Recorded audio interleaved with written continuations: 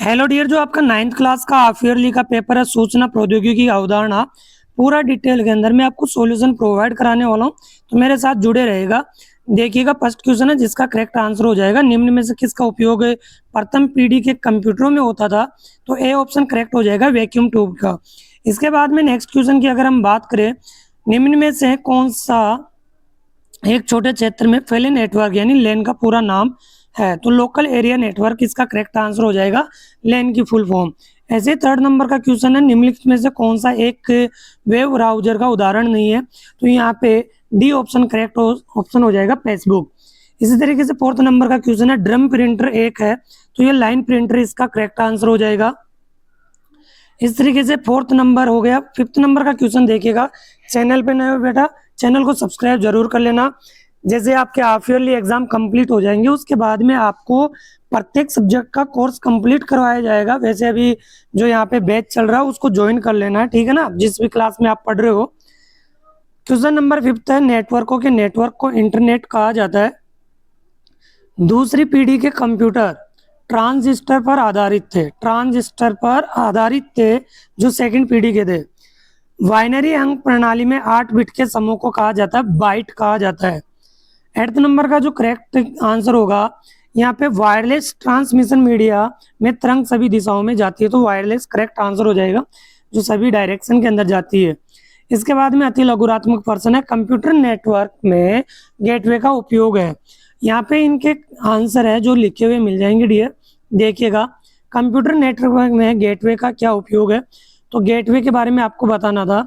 एक गेटवे एक network device है जो दो अलग अलग नेटवर्क को जोड़ता है, जो विभिन्न संचार प्रोटोकॉल का उपयोग करते हैं। यह एक नोड के रूप में कार्य करता है जो एक नेटवर्क से दूसरे नेटवर्क में प्रवेश द्वार के रूप में कार्य करता है।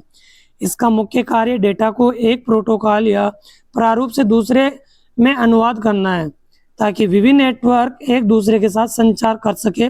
उदाहरण के लिए एक विशिष्ट वाईफाई राउटर एक राउटर और एक गेटवे दोनों के रूप में कार्य करता है, यानी राउटर के रूप में काम करता है और गेटवे के रूप में भी काम करता है, जो डेटा को इंटरनेट यानी एक नेटवर्क और आपके घर की स्थानीय नेटवर्क इनके बीच प्रभावित करने की अनुमति देता है। तो ये होता है गेटवे। पूरा डिटेल के अंदर सॉल्यूशन है। नेक्स्ट क्वेश्चन है 10th नंबर का, प्रथम भारतीय सुपर कंप्यूटर का नाम लिखना था। तो सुपर कंप्यूटर है परम 8000, ठीक है ना। भारत का पहला स्वदेशी रूप से निर्मित सुपर कंप्यूटर परम है 8000 है, ठीक है। तो देख लीजिएगा, 1991 में centre for development of advance computing द्वारा विकसित किया गया था, लेकिन आंसर इतना ही था इसका। आगे बात करें, 11th नंबर का क्वेश्चन है, किन्हीं दो आउटपुट युक्तियों के नाम लिखिए। आउटपुट क्या होते हैं, जैसे कि मॉनिटर और प्रिंटर, इसको आउटपुट कहा जाता है। डिटेल में लिखना था तो इस तरीके से। बेटा, चैनल को अभी तक सब्सक्राइब नहीं करे हो, सब्सक्राइब करना है, ज़्यादा से ज़्यादा शेयर करना और एक प्यारी से कमेंट करके जरूर बताना और अपना स्कोर कार्ड जरूर बताना है। 12th नंबर का क्वेश्चन है, माउस की संरचना का चित्र बनाना था। तो चित्र आप बना लिए होंगे, ठीक है ना।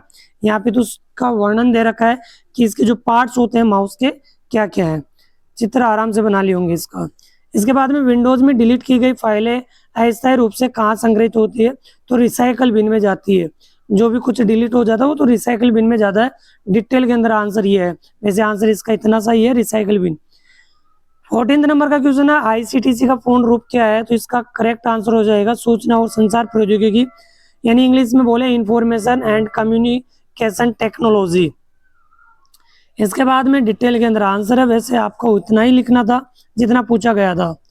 इसके बाद में किन्हीं दो विंडोज ऑपरेटिंग सिस्टम का नाम लिखना था, विंडोज 10 और विंडोज 11, दो विंडोज के नाम लिखने थे।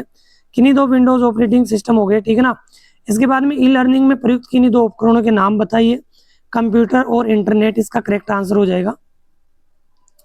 इसके बाद में लघुरात्मक पर्सन, लघुरात्मक पर्सन शॉर्ट आंसर बताना था, जिसके अंदर रैम रोम में अंतर बताना था। रैम रोम का जो भी है यहाँ पे लिखा हुआ आंसर आराम से देख लो, स्क्रीनशॉट ले लो या वीडियो को पॉज कर लो। इसके बाद में अगला क्वेश्चन है 19वें नंबर का, ईमेल से आप क्या समझते हैं। ईमेल से आप क्या समझते हैं। और 18वें नंबर का क्वेश्चन था, देखो यहाँ पे ऊपर नीचे हो गए क्वेश्चन, तो थोड़ा मैनेज कर लेना। फोल्डर क्या है, इसे कंप्यूटर में कैसे बनाया जाता है, तो ये फोल्डर के बारे में क्वेश्चन संख्या ऊपर नीचे हो गई डियर, है ना। ये 18वें का आंसर है। 19वें का आंसर ईमेल से आप क्या समझते हैं, तो ये करेक्ट आंसर होगा।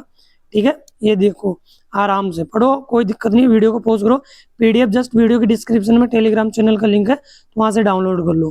ठीक है, इंटरनेट बैंकिंग क्या है सावधानी लिखिए, तो ये भी मिल जाएगा आंसर। ओके ओके भाई, अब प्यारा सा कमेंट कर दीजिएगा एक, कितना क्या स्कोर रहा। कई बार बच्चे पूछ रहे होते हैं कि सर इनके नंबर जुड़ेंगे क्या। बेटा नंबर नहीं जुड़ते, इनके ग्रेड मिलता है आपको लास्ट में कि कितने क्या ग्रेड हुए। नंबर तो जुड़ेंगे लेकिन वो ग्रेड में है ना, परसेंटेज में ऐड नहीं होते। चलो भाई, ये पीडीएफ कंप्लीट होती है आपकी। नेक्स्ट वीडियो मिलते हैं, तब तक के लिए bye bye, take care. Next जो भी सॉल्यूशन होगा आपका हिंदी का पेपर मैं सोल्व आउट करा के दूंगा आपको। Thank you dear.